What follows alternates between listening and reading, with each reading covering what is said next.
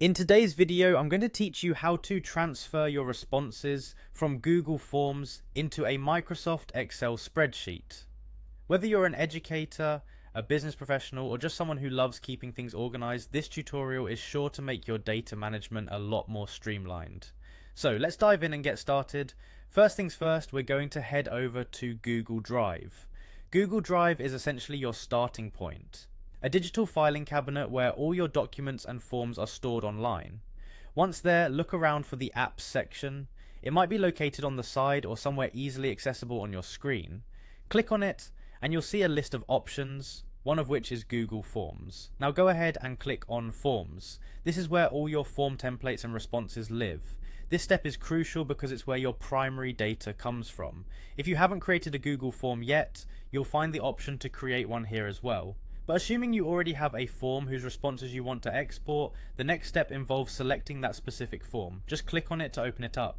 What you want to do next is focus on the Responses tab. You'll find this tab at the top right next to the Questions tab.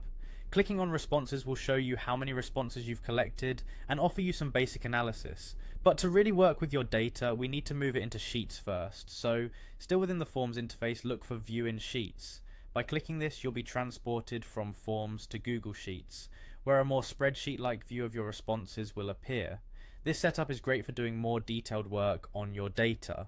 Now with Sheets open, head over to the File menu. This is your gateway to various options for importing, exporting, and downloading your spreadsheet.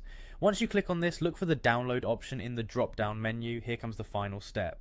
Under the Download menu, you'll notice several formats available. What we want is the Microsoft Excel XLSX option. Click on it and voila. Your browser will begin downloading the spreadsheet in a format perfectly compatible with Microsoft Excel.